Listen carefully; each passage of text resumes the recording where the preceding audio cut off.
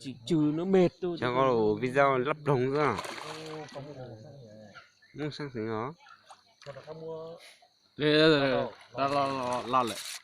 Ồ, thực tế in đi tế in rống ra cũng hay có. Tao phải mang được không? Sao căng. Nó về đấy nhìn thấy chú Trinh cái nó mệt thì nó mới chịu chứ. Lấy một không mua thì ngồi. Đấy, bạn nó nhìn thấy. Chú Trinh ơi, thử cái mệt thính đi, cho nó mệt tí đấy. Chú Trinh, sao mà mang thoải mái? Con nó Trinh mệt đứng ngửa đó, nó mệt tí thôi. Bao giờ nó phải là cái đầu vào trước thì mới ổn. Dòm không, con điêu. Sao mà mang chứ nó phải uốn họ lử. Ôi chủ người có chụp bôi mình nói. Yo, tôi hay lên lộ. Nông nó phải hay to hơn dữ.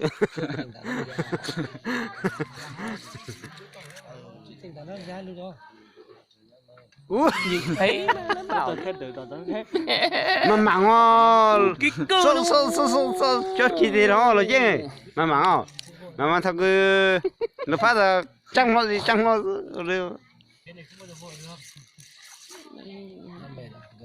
Nó cừ dề chứ nó tăng là Sư phụ. Có thể sư phụ. Cho bố một sư phụ thôi. Bố tao hơn lử thôi. Yo. Mà mặn là phát. Lú quả Sư phụ đi mẹ cứ. Tao đó mà. Nhìn sợ được con đi nó đi. Sợ chứ đi. Chứ còn tụi con cho nó cúi dù đi. Chứ nó mà dù nó mà tập bao nữa. không muốn đăng rồi đây. Chứ vỏเลยnhững gì Ta mà nhớ tùy họ. Hắn tao thế. Ô. Mày coi phim mày bình luận cho họ. Lên tăng rồi. Không nhìn thấy mà. Ngún cho mà. Không được. Cước thằng chú. Nó tôi tồn chế dô luôn rồi. Mẹ chú giật đấy nó còn đứt thì mẹ cái rô nó chưa được một lạng nó còn đứt thì cân của chú đấy, cước của chú đấy. Lúa cắn lẻ mà ơi, tao mà. Có chỉ trong có phải thăm bà lên này chứ lưỡi. Thật. Nhìn lúa mà mặn họ lửa. Giờ hai con trong xe đó. Mà mặn họ lửa lên mông. Giờ. Sao mà mặn hai con trong xe đó. Tao ôn tăng lâu lâu chút tao đấy.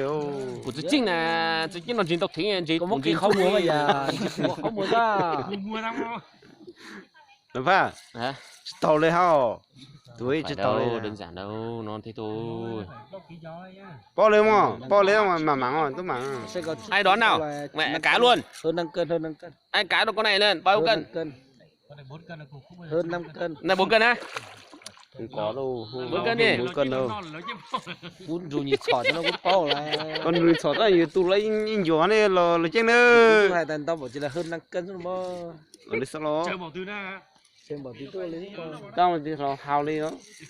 Nó chân lúa à, đó tăng thế nó mới à. Tích lộn luôn mà chủ nhân vua nó lộn sướng tuổi. Đến rồi. Thằng nó tản luôn chưa, nó chua lên chiều dữ. Tụi con của tôi lo gì một bích ký lại, của tôi lo. Tụi bích ký rồi gì, chơi cũng mua tụi cái được có rồi dữ. Ô cái đó tốt cho mà chú Trinh. Ô. Nhìn thấy mà mẹ. Cái đó cái lưỡi thiết kế đóng một tuần tông qua vậy. Tẩy quá đây. Tí. Phải là cái này nó. Cứ đừng lúc vội. Cái lẩu con nhóc là hát tỉ ở bên nhọt tu luôn. Yo. Cái chị đột lị một thứ nữa nha. Rồi đó tao có câu rồi, người ta không câu được thì em không làm được đâu. Được phải mà mặn á. Mà mặn xuống. Xong cuối ơi, ơi. Bao nhiêu phút rồi? Hả? 20 phút rồi đấy. Ô. 5 phút. Còn tao phú rồi dữ. Tụi con cái vật của mình không có. Cái vật kia thì xong luôn từ nãy rồi. Cho lo cũng cho đây giờ ca sữa đi plỉnh rồi mà chứ tăng ô con đây nữa về con đây Chốc kéo bây giờ. to mà mặn Lo. ô to Đủ ô. Bây giờ xe. Đừng có sợ anh. Đừng có sợ anh. Đi tàu đi làm